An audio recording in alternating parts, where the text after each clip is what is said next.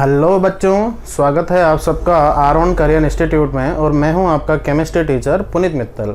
बच्चों, हम लोग क्लास 12 का सेकंड चैप्टर डिस्कस कर रहे हैं जिसका नाम है सॉल्यूशन। बच्चों, आज के लेक्चर में हम लोग डिस्कस करेंगे वेपर प्रेशर यानी कि वाष्प दाब के बारे में। तो बच्चों, वेपर प्रेशर क्या होता है? देखो, हम जो सॉल्यूशन चैप्टर पढ़ रहे हैं इसके अंदर हम क्या डिस्कस कर रहे हैं? सॉल्यूशन।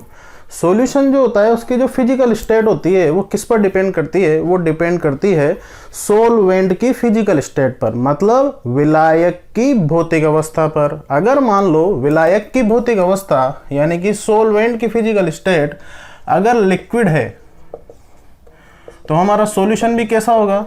लिक्विड। अगर हमारा सॉल्वेंट मतलब विलायक अगर लिक्विड है तो सॉल्यूशन भी कैसा होगा? लिक्विड।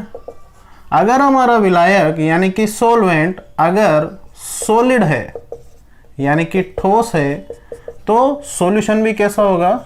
सॉलिड यानी कि ठोस। अगर हमारा विलायक अगर गैस है तो सॉल्यूशन की फिजिकल स्टेट भी कैसी होगी? गैस। तो बच्चों, वेपर प्रेशर का मतलब क्या होता है? वेपर, किसी भी लिक्विड की वेपर का जो प्रेशर होता है उसे हम उसका क्या बोलते हैं? Vapour pressure. तो अब वेपर किसकी बनेगी? अगर मान लो सॉल्यूशन लिक्विड होगा तो क्या उसकी वेपर बनेगी? हाँ, बनेगी। अगर मान लो सॉल्यूशन सॉलिड होगा तो क्या उसकी वेपर बनेगी? हाँ, बनेगी। लेकिन अगर मान लो सॉल्यूशन गैस होगा तो बच्चों ये ऑलरेडी अगर गैस है तो इसकी वेपर नहीं बनेगी, ये तो ऑलरेडी गैस है। ठीक है, तो हमारे पास जो वेपर बनेगी वो किस किस की बनेगी? एक तो लिक्विड सॉल्यूशन की और एक सॉलिड वाले सॉल्यूशन की। फिर बात आती है कि हमारे सिलेबस में कौन सा सॉल्यूशन है। तो हमारे सिलेबस में जो सॉल्यूशन है वो सॉल्यूशन है लिक्विड सॉल्यूशन। कौन सा सॉल्यूशन है? Liquid solution. ये हमारे सिलेबस में नहीं है। तो अगर हमारे को वेपर प्रेशर अगर पढ़ना है तो वेपर प्रेशर पढ़ने के लिए हम कौन सा सॉल्यूशन पढ़ेंगे? हम पढ़ेंगे लिक्विड सॉल्यूशन, जिसके अंदर सॉल्वेंट की फिजिकल स्टेट कैसी होगी? लिक्विड। ठीक है, तो आइए शुरू करते हैं हम वेपर प्रेशर।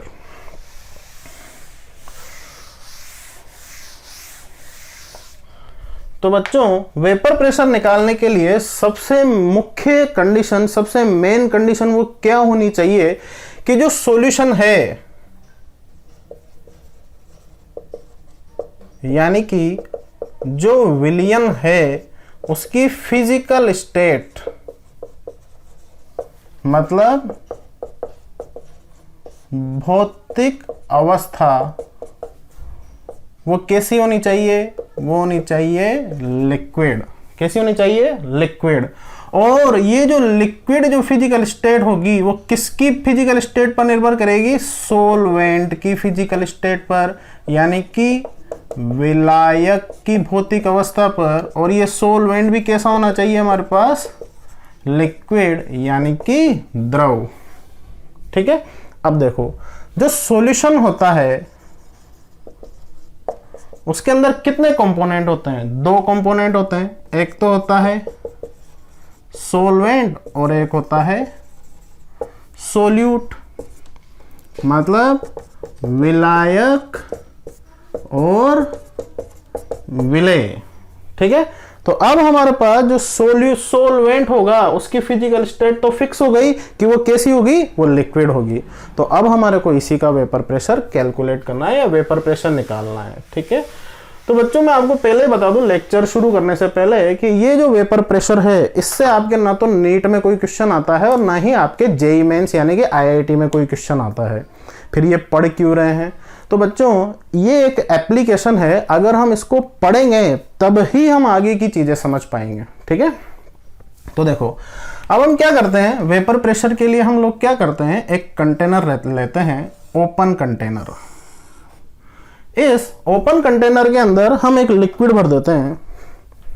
ये हमने इसके अंदर एक लिक्विड भर दिया, या मैं कहूं कि इसके अंदर हम एक सॉल्यूशन को फिल कर देते हैं। तो जब आप इस कंटेनर के अंदर सॉल्यूशन फिल करोगे तो इसके अंदर दो चीजें होगी। एक तो होगी सोल्यूट और एक होगा सॉल्वेंट। होगा कि नहीं होगा? होगा। अब ये बताओ, इसकी वेपर कब बनेगी? इसकी वेपर तब ही बनेगी जब हमारा सॉल्यूशन वो कैसा हो, वो वोलेटाइल हो, यानी कि वाष्पशील हो। तो अगर मान लो आपने ओपन कंटेनर लिया, यानी कि खुला पात्र लिया, तो ओपन कंटेनर में क्या होगा, ये जो इसकी वेपर बनेगी ये उड़ जाएगी, एनवायरमेंट में चली जाएगी।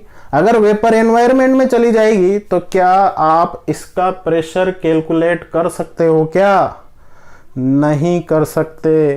तो हमारे को क्या करना पड़ेगा, हमारे को वेपर प्रेशर को कैलकुलेट करने के लिए हमें एक क्लोज कंटेनर लेना पड़ेगा। और वो क्लोज कंटेनर जो लेना पड़ेगा वो कैसा कंटेनर होगा, आइए देखें। तो देखो बच्चों, हमारे को एक ऐसा क्लोज कंटेनर लेना पड़ेगा जो थर्मोस्टेटिक हो, और इस क्लोज कंटेनर को हम जोड़ देंगे एक मोनोमीटर से।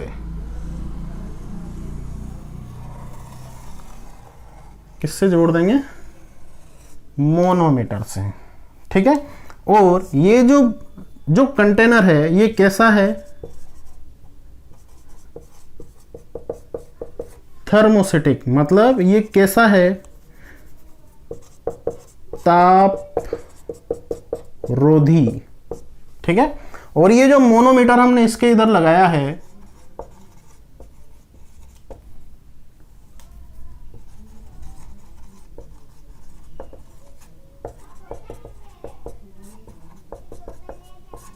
ये मोनोमीटर में क्या है? इस मोनोमीटर में हम भर देते हैं क्या? पारा, यानी कि मरकरी।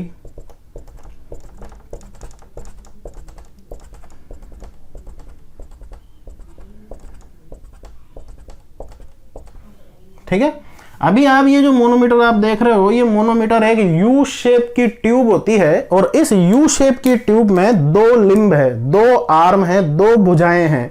एक भुजा तो ये और एक भुजा ये, मतलब एक लिम्ब तो लेफ्ट वाली और एक लिम्ब राइट वाली। तो अगर आप इन दोनों लिम्ब के अंदर, यानी कि इन दोनों भुजाओं के अंदर अगर आप देखो, तो जो मरकरी है उसका लेवल सेम है कि डिफरेंट है? सेम है। जितनी हाइट लेफ्ट वाली लिम्ब में है और उतनी हाइट कौन सी वाली लिम्ब में है? राइट वाली लिम्ब में है, ठीक है। अब इसके अंदर हम वो वाला सॉल्यूशन फिल कर देते हैं जिसका हमें वेपर प्रेशर कैलकुलेट करना है। तो हमने क्या किया, वो सॉल्यूशन फिल कर दिया जिसका हमें क्या कैलकुलेट करना है? वेपर प्रेशर, ठीक है। तो सॉल्यूशन के अंदर वही दो चीजें होती है, एक तो होता है सोल्यूट और एक होता है सोलवेंट, ठीक। चलिए, अब इस सॉल्यूशन को अगर आप बहुत ध्यान से देखोगे, या जो ओपन कंटेनर में हमने जो सॉल्यूशन भरा था, आप इसको अगर बहुत ध्यान से देखोगे तो इस सॉल्यूशन के कौन से वाले मॉलिक्यूल वेपर में कन्वर्ट होंगे और क्यों कन्वर्ट होंगे? आखिर वो जो मॉलिक्यूल है वो वेपर में कन्वर्ट होंगे तो क्यों होंगे, और कौन से वाले मॉलिक्यूल कन्वर्ट होंगे? अभी देखिए आप इसको, अभी आप लोग देख सकते हैं, ये जो मॉलिक्यूल मैं बना रहा हूं, ये मॉलिक्यूल है इसकी सरफेस वाले मॉलिक्यूल। कौन से मॉलिक्यूल हैं? सरफेस वाले मॉलिक्यूल। और जो मैं ये ग्रीन पेन से बना रहा हूं, ये मॉलिक्यूल सेम है, लेकिन मैं बस पेन चेंज कर रहा हूं ताकि आपको डिफरेंशिएट हो जाए। ये है इनर मॉलिक्यूल, ठीक है। तो अगर आप 11th क्लास का सरफेस केमिस्ट्री का चैप्टर अगर आपने बहुत ध्यान से पढ़ा हो, तो वहां पर आपको पढ़ाया गया है कि जो इनर मॉलिक्यूल होते हैं उन पर सभी तरफ जो अट्रैक्शन फोर्स लगता है वो एक इक्वल अट्रैक्शन फोर्स लगता है। लेकिन इन सरफेस वाले मॉलिक्यूल को अगर आप बहुत ध्यान से देखोगे तो इन सभी मॉलिक्यूल पर इक्वल अट्रैक्शन फोर्स नहीं लगता। इन पर जो अट्रैक्शन फोर्स लगता है वो सिर्फ अंदर वाले मॉलिक्यूल की वजह से लगता है। इनके ऊपर कोई मॉलिक्यूल, इस सॉल्यूशन का कोई भी मॉलिक्यूल इनके ऊपर मौजूद नहीं है। तो ऊपर की तरफ मौजूद नहीं होने के कारण ऊपर की तरफ कोई अट्रैक्शन फोर्स नहीं लगता, सिर्फ किधर की तरफ अट्रैक्शन फोर्स लगता है? अंदर की तरफ। तो इस वजह से आप लोगों ने देखा होगा कि इसमें एक टेंशन जनरेट हो जाती है और इसकी सरफेस ऐसी हो जाती है, टेढ़ी, ऐसी ऐसी। और इसे हम क्या बोलते हैं, सरफेस टेंशन। तो इन मॉलिक्यूल्स के ऊपर, जो सरफेस वाले मॉलिक्यूल्स हैं, इनके ऊपर अनइक्वल अट्रैक्शन फोर्स लगने के कारण ये जो सरफेस वाले मॉलिक्यूल हैं, इनकी काइनेटिक एनर्जी बहुत ज्यादा होती है। काइनेटिक एनर्जी बहुत ज्यादा होती है, तो जब एनवायरनमेंट की जो हीट है वो इनके ऊपर अगर आती है, तो उस हीट को लेकर ये वाले मॉलिक्यूल काई में कन्वर्ट हो जाते हैं, ये वाले मॉलिक्यूल कन्वर्ट हो जाते हैं किसमें, वेपर में, यानी कि वाष्प में। तो जो वेपर बनती है वो सबसे पहले सरफेस वाले मॉलिक्यूल की बनती है, ना कि अंदर वाले मॉलिक्यूल की। ठीक है, तो जब हम कंटेनर, ओपन कंटेनर लेते हैं, तो ओपन कंटेनर में डायरेक्ट हीट आती है, एनवायरनमेंट की हीट आती है, सनलाइट आती है, उस हीट को ये सरफेस वाले मॉलिक्यूल एब्जॉर्ब करते हैं और किस में कन्वर्ट हो जाते हैं, वेपर में। अब भाई इनको वेपर में, अब जब अगर मान लो इनको हीट ना मिले, तो ये कहीं में रहते हैं, लिक्विड में। ये लिक्विड में क्यों रहते हैं, क्योंकि इन मॉलिक्यूल के बीच में कौन सा फोर्स लगता है, अट्रैक्शन फोर्स, यानी कि आकर्षण बल। कौन सा अट्रैक्शन फोर्स लगता है, वांडरवाल फोर्स, वांडरवाल बल। तो ये हीट क्या करती है, इस अट्रैक्शन फोर्स को तोड़ देती है। अगर ये अट्रैक्शन फोर्स को तोड़ देगी, तो अगर मान लो इनका अट्रैक्शन फोर्स अगर टूट जाएगा, तो ये मॉलिक्यूल किस में कन्वर्ट हो जाएंगे, वेपर में। लेकिन खुले कंटेनर में क्या समस्या है, खुले कंटेनर में समस्या यह है कि ये वेपर एनवायरनमेंट के अंदर चली जाएगी। इस वजह से हम ओपन कंटेनर में वेपर प्रेशर कैलकुलेट नहीं कर पाएंगे। तो भाई कहां कर पाएंगे, तो अगर आपको वेपर प्रेशर अगर कैलकुलेट करना है, तो आपको एक थर्मोस्टेटिक फ्लास्क लेना पड़ेगा, थर्मोस्टेटिक बीकर लेना पड़ेगा, थर्मोस्टेटिक कंटेनर लेना पड़ेगा, जिसको हमने किससे जोड़ दिया, मोनोमीटर से। और मोनोमीटर में यहां पर हमने क्या फिल कर दिया, यहां पर हमने फिल कर दिया क्या, मर्क्यूरी, पारा। ठीक है, अब देखो, जब हमने इस सॉल्यूशन को थर्मोस्टेटिक फ्लास्क में फिल किया, तो इस थर्मोस्टेटिक फ्लास्क की अपनी अंदर की, अब थर्मोस्टेटिक फ्लास्क यानी कि थर्मोस्टेटिक कंटेनर यानी कि ताप रोधी कंटेनर का मतलब क्या होता है, एक ऐसा कंटेनर जिसमें से हीट ना तो बाहर से अंदर जा सके और ना ही अंदर से बाहर आ सके। मतलब इसमें हीट न तो बाहर से अंदर जा सकती है और ना ही अंदर से बाहर आ सकती है। तो ऐसे कंटेनर को हम क्या बोलते हैं, थर्मोस्टेटिक कंटेनर, यानी कि ताप रोधी पात्र। तो भाई अब आपने इसमें जब सॉल्यूशन फिल किया, तो सॉल्यूशन फिल किया होगा, तो इस कंटेनर की अंदर कुछ ना कुछ तो हीट होगी, थोड़ी बहुत ही होगी, पर होगी तो सही, पूरी की पूरी हीट तो बाहर जा नहीं सकती। तो क्या होगा, उस हीट को एब्जॉर्ब करके ये जो सरफेस वाले मॉलिक्यूल हैं, ये जो सरफेस वाले मॉलिक्यूल हैं, ये किस में कन्वर्ट होंगे, ये कन्वर्ट होंगे किस में, वेपर में। तो ये सरफेस वाले मॉलिक्यूल किस में कन्वर्ट होना चालू हो गए, वेपर में। अब ये बताओ, ये कंटेनर जो है, ये एक ओपन कंटेनर है कि क्लोज कंटेनर है, ये क्लोज कंटेनर है, मतलब बंद पात्र है। तो बंद पात्र के अंदर जब ये हीट को, इस कंटेनर की अंदर की हीट को ही एब्जॉर्ब करके जब ये सरफेस वाले मॉलिक्यूल वेपर में कन्वर्ट होंगे, तो इनकी वेपर इस कंटेनर की वॉल से टकराएगी कि नहीं टकराएगी, टकराएगी। जब ये वेपर इस कंटेनर की वॉल से जब टकराएगी, तो बताओ, अगर मान लो मैं इस बोर्ड को धक्का मारूं, तो बताओ धक्का मारने से प्रेशर जनरेट होगा कि नहीं होगा, होगा। अगर आप किसी भी व्यक्ति को या किसी भी चीज को अगर आप धक्का मारते हो या उससे टकराते हो, तो बताओ प्रेशर जनरेट होता कि नहीं होता, होता है। उसी तरीके से जब इस लिक्विड सॉल्यूशन की, जो कि एक वोलेटाइल सॉल्यूशन है, यानी कि वाष्पशील विलयन है, तो जब इसकी वाष्प बनेगी, इसकी वेपर बनेगी, तो जब ये वेपर इस कंटेनर की वॉल से टकराएगी, तो बताओ प्रेशर जनरेट होगा कि नहीं होगा, होगा। तो सर क्या वेपर प्रेशर मेजर कर लें क्या, नहीं बेटा। अभी वेपर प्रेशर मेजर नहीं करेंगे, अभी वेपर प्रेशर को हम नहीं नापेंगे। तो फिर सर कब नापेंगे? तो वही तो हम सीख रहे हैं। तो देखो, जब इसकी वेपर बनेगी, इस कंटेनर की वॉल से जब ये वेपर टकराएगी, तो बताओ ये जो वेपर का बनना ये क्या कहलाता है? वेपोराइजेशन। और जब ये इस वॉल से टकराएगी, तो जब वेपर वॉल से टकराएगी तो ठंडी होगी कि नहीं होगी? होगी। तो ये वेपर वापस से किस में कन्वर्ट हो जाएगी? लिक्विड में। और वेपर का लिक्विड में कन्वर्ट होना वो क्या कहलाता है? कंडेंसेशन। इसको बोलते हैं वाष्पीकरण। और ये क्या है? ये है संघनन। है क्या नहीं है? है। अब देखना, ये जो वेपर है, ये वेपर इस मोनोमीटर में भी जाएगी। अब इस कंटेनर की जो दीवार है, इस कंटेनर की जो वॉल है, ये तो एक फिक्स वॉल है, हिल नहीं सकती। लेकिन इस मोनोमीटर के अंदर जो ये हमने मरकरी भरा हुआ है, तो मरकरी की फिजिकल स्टेट कैसी होती है? मरकरी की फिजिकल स्टेट होती है लिक्विड, यानी कि द्रव। तो जब ये वेपर इस लिक्विड की इस मरकरी की सरफेस पर आकर टकराएगी, तो इस मरकरी की सरफेस पर प्रेशर लगाएगी कि नहीं लगाएगी? लगाएगी। तो जब ये मरकरी की सरफेस पर अगर प्रेशर लगाएगी, तो मरकरी का जो ये लेफ्ट वाली लिंब का जो लेवल है वो तो हो जाएगा डाउन, और जो राइट वाली लिंब का जो लेवल है वो हो जाएगा अप।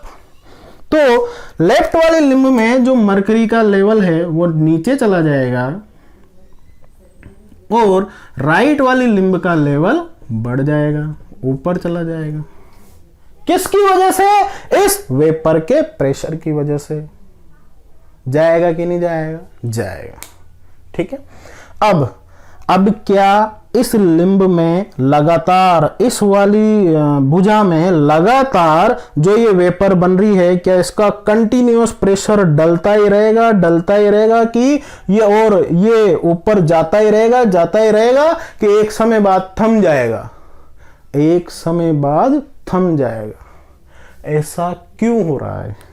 ऐसा इसलिए हो रहा है क्योंकि जब इसकी वेपर बनना चालू हुई, लिक्विड की वेपर बनना चालू हुई, तो लिक्विड की वेपर बन रही है वो इस थर्मोसिटिक फ्लास्क या इस थर्मोसिटिक कंटेनर की वॉल से टकरा रही है और वापस से काई में कन्वर्ट हो रही है? लिक्विड में। अब बहुत ध्यान से समझना बच्चों, अब मान लो एक समय बाद ऐसा आया या एक समय ऐसा आया जब इस लिक्विड की बहुत सारी वेपर बनी और इस वॉल के दीवारों पर इस लिक्विड की छोटे छोटे टिन्नी ड्रॉप्स इकट्ठी हो गई।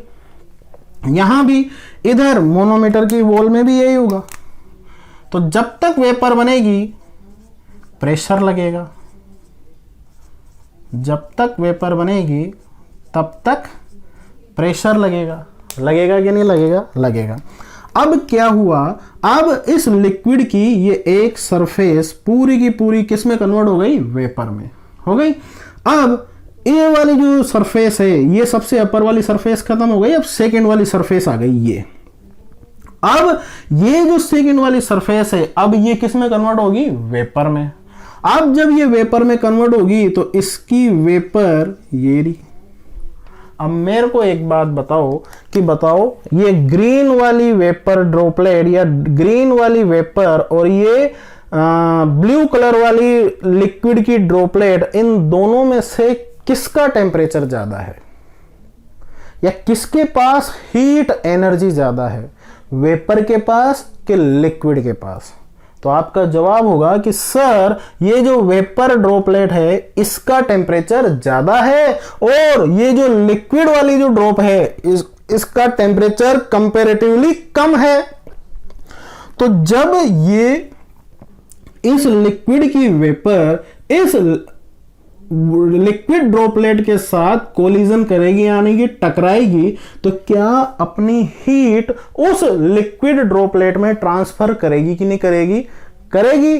तो जब ये अपनी हीट इस ब्लू वाली लिक्विड ड्रॉपलेट के अंदर अगर इसने अपनी हीट को ट्रांसफर कर दिया तो ग्रीन वाली ड्रॉपलेट की हीट तो हो जाएगी कम और ब्लू वाली ड्रॉपलेट की हीट हो जाएगी ज्यादा। तो ये जो ग्रीन वाली ड्रॉपलेट है ये तो कन्वर्ट हो जाएगी किस में, लिक्विड में, और ये जो ग्रीन वाली ड्रॉपलेट है ये कन्वर्ट हो जाएगी किस में, वेपर में। होगी कि नहीं होगी, होगी। तो अगर मान लो ऐसा इस एक ड्रॉपलेट ने किया तो अगर मान लो यहां से, तो बताओ एक वेपर ड्रॉपलेट कन्वर्ट हुई किस में, लिक्विड में, और एक लिक्विड ड्रॉपलेट वो कन्वर्ट हुई किस में, वेपर में। अरे हुई कि नहीं हुई, तो बताओ number of liquid droplet increase हुए कि डिक्रीज हुए, वही रहे, ना तो इंक्रीज हुए और ना ही डिक्रीज हुए। और बताओ जब यहां से वेपर बनना चालू हुई थी तो वेपर, बहुत सारी वेपर ड्रॉपलेट जारी है और इन सभी लिक्विड ड्रॉपलेट के साथ जा जाकर कोलिजन कर रही है। तो बताओ ये सारी की सारी वेपर ड्रॉपलेट जो इस लिक्विड ड्रॉपलेट के साथ जाकर कोलिजन करेगी यानी कि टकराएगी, तो बताओ क्या वो सारी की सारी वेपर ड्रॉपलेट किस में कन्वर्ट हो जाएगी, लिक्विड में। और जिन लिक्विड ड्रॉपलेट के साथ वो वेपर ड्रॉपलेट जाकर टकरा रही है वो किस में कन्वर्ट हो जाएगी, वेपर में। अरे होगी कि नहीं होगी, होगी। तो जो कार्यक्रम यहां हो रहा है क्या वही कार्यक्रम यहां भी होगा कि नहीं होगा, होगा। तो बताओ कभी भी इस कंटेनर के अंदर क्या वेपर ड्रॉपलेट की क्वांटिटी इंक्रीज हो पाएगी क्या, नहीं। क्या इस कंटेनर के अंदर लिक्विड ड्रॉपलेट की क्वांटिटी इंक्रीज होगी क्या, नहीं। पर क्या कंटिन्यूअस वेपोराइजेशन से, मिट गया थोड़ा, क्या कंटिन्यूअस वेपोराइजेशन से कंडेंसेशन हो रहा कि नहीं हो रहा, वाष्पीकरण से संघनन हो रहा कि नहीं हो रहा, और वापस ये जो वेपोराइजेशन से टकराकर कंडेंसेशन और वापस कंडेंसेशन से वेपोराइजेशन हो रहा कि नहीं हो रहा। और एक समय बाद ऐसा लगता है कि जैसे सब कुछ थम सा गया, ना कोई धड़कन ना कोई आवाज। तो ये कौन सी स्टेज, इसको बोलते हैं हम इक्विलिब्रियम स्टेज, यानी कि इक्विलिब्रियम स्टेट मतलब साम्य अवस्था। तो जब इसके अंदर साम्य अवस्था आ जाती है यानी कि इक्विलिब्रियम स्टेट आ जाती है, तो इस कंडीशन में इस सॉल्यूशन की वेपर का जो प्रेशर होता है उसे ही हम क्या बोलते हैं, वेपर प्रेशर। क्या बोलते हैं, वेपर प्रेशर। समझ में आया। तो देखो जब इस लिक्विड सॉल्यूशन की वेपर बनेगी तो उसे हम क्या बोलते हैं, वेपोराइजेशन। जब वो इसकी वॉल से टकराएगी तो वो वेपर ठंडी होगी, इस कंडीशन को हम क्या बोलते हैं, कंडेंसेशन। तो ये वेपर इस मोनोमीटर में भी जाएगी, मोनोमीटर में जाएगी तो मरकरी का लेवल राइट वाली लिंब में तो इंक्रीज होगा और लेफ्ट वाली लिंब में डिक्रीज होगा।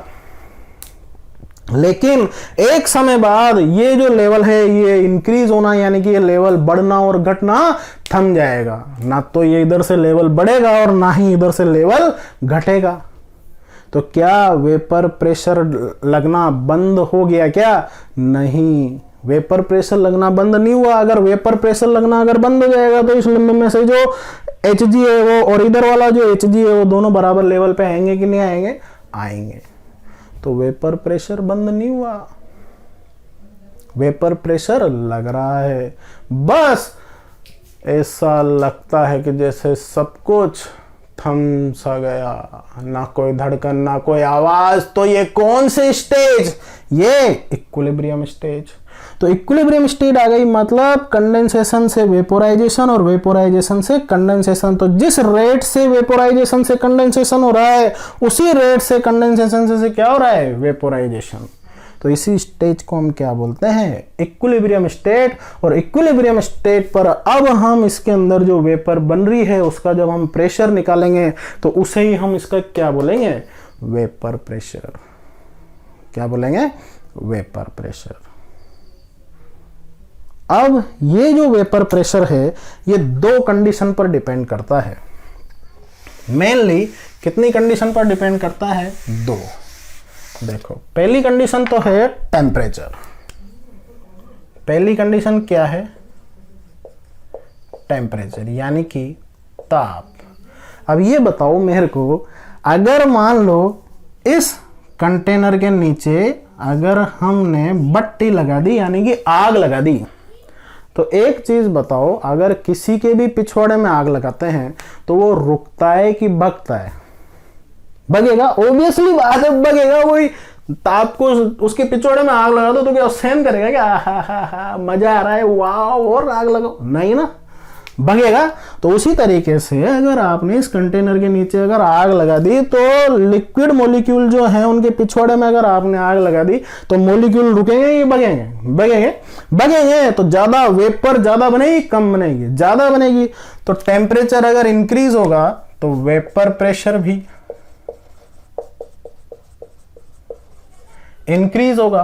तो वेपर प्रेशर और टेम्परेचर एक दूसरे के क्या होंगे, प्रोपोर्शनल होंगे यानी कि समानुपाती होंगे। दूसरा है इंटर मोलिक्यूलर अट्रैक्शन, मतलब अंतर आणविक आकर्षण बल। समझना इसको बहुत ध्यान से। अभी मेरे पास दो मॉलिक्यूल हैं ए और ए हैं। ये जो दो ए मॉलिक्यूल हैं ये पूरे इस सॉल्यूशन के मॉलिक्यूल हैं। अभी हमने आग नहीं लगाई, आग वाला कॉन्सेप्ट हम सीख चुके हैं। अब अगर मान लो ए और एक और फर्दर अलग लिक्विड है, उसके मेरे पास दो मॉलिक्यूल हैं बी एंड बी। मैं ये बोल रहा हूं आपसे कि ये जो ए है इनका अट्रैक्शन फोर्स ज्यादा है किससे, बी से।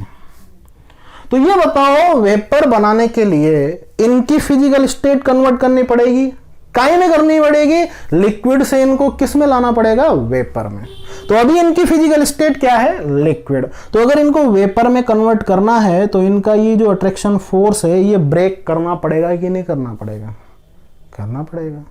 तो अगर ये अट्रैक्शन फोर्स ब्रेक करना है तो अच्छा एक बात बताओ, किसकी ज्यादा वेपर बनेगी, बताओ, चलो आप ही बताओ। बी की बनेगी नहीं बनेगी, क्यों बनेगी, क्योंकि बी और बी के बीच में अट्रैक्शन फोर्स कम है। तो अगर अट्रैक्शन फोर्स कम है तो इनका जो फोर्स है अट्रैक्शन फोर्स वो जल्दी से टूट जाएगा, कम एनर्जी पे टूट जाएगा। अगर कम एनर्जी पे टूट जाएगा तो वेपर भी ज्यादा बनेगी। तो वेपर किसकी कम बनेगी, ए वालों की, और किसकी ज्यादा बनेगी, बी वालों की। तो ये क्या है, anti proportional to vapour pressure. अरे है कि नहीं है, है। अगर अट्रैक्शन फोर्स ज्यादा तो वेपर प्रेशर कम, अट्रैक्शन फोर्स कम तो वेपर प्रेशर ज्यादा। इसका एक लाइव एग्जांपल लेते हैं हम, वाटर एंड एथेनॉल। अभी कोरोना चल रहा है, चल रहा नहीं चल रहा, चल रहा है। गवर्नमेंट बोलती है कि सैनिटाइजेशन का यूज करो, सैनिटाइज करो अपने हाथों को। अब ये जो सैनिटाइजर होता है इसके अंदर क्या होता है, सैनिटाइजर के अंदर होता है अल्कोहल। 70 या 80% तक इसके अंदर क्या होता है, अल्कोहल। चाहे वो एथेनॉल हो, चाहे वो प्रोपेनॉल हो, चाहे वो आइसोप्रोपिल अल्कोहल हो। पर अभी आप लोग जो सैनिटाइजर देखते हो, यानी कि सैनिटाइजर जिससे आप अपने हैंड वॉश करते हो, उसके अंदर क्या होता है, अल्कोहल। आप सैनिटाइजर से भी अपने हैंड वॉश करते हो। आप ये जो H2O यानी कि जो पानी है उससे भी आप अपना हैंड वॉश करते हो। एक बात बताओ, हैंड वॉश किया, किससे हाथ धोने पर, किससे हैंड वॉश करने पर आपके हाथ जल्दी सूख जाते हैं, बताओ।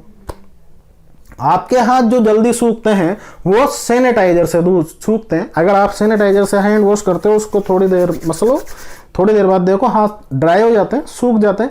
पानी से आप हाथ धो, पानी से हाथ धोने के बाद क्या फटाफट हाथ सूख जाते हैं? जितनी जल्दी सैनिटाइजर से सूखते हैं क्या उतनी जल्दी पानी से सूखते हैं कि थोड़ा टाइम लगता है? थोड़ा टाइम लगता है। ऐसा क्यों? ऐसा इसलिए क्योंकि जो अल्कोहल है, उस अल्कोहल के अंदर अल्कोहल के दो मॉलिक्यूल के बीच में आपस में अट्रैक्शन फोर्स वाटर मॉलिक्यूल के बीच में अट्रैक्शन फोर्स के कंपैरिजन में कम है। तो अगर अट्रैक्शन फोर्स कम होगा तो इसकी वेपर जल्दी बनेगी, और अट्रैक्शन फोर्स ज्यादा होगा तो इसकी वेपर धीरे धीरे लेट बनेगी। तो वाटर के अंदर 4 हाइड्रोजन बॉन्ड होते हैं और अल्कोहल के अंदर केवल एक ही हाइड्रोजन बॉन्ड होता है। तो अगर इसके अंदर 4 हाइड्रोजन बॉन्ड होंगे तो बताओ किसके अंदर अट्रैक्शन फोर्स ज्यादा है? वाटर के अंदर कि अल्कोहल के अंदर? वाटर के अंदर। तो अगर वाटर के अंदर अट्रैक्शन फोर्स ज्यादा होगा मेरे बेटा, तो बताओ इसकी वेपर ज्यादा बनेगी कम बनेगी? कम बनेगी। और तो किसकी वेपर ज्यादा बनेगी? एथेनॉल की, यानी कि अल्कोहल की वेपर ज्यादा बनेगी। ठीक है, तो ये था क्या? Vapour pressure. ठीक है, चलिए, थैंक यू।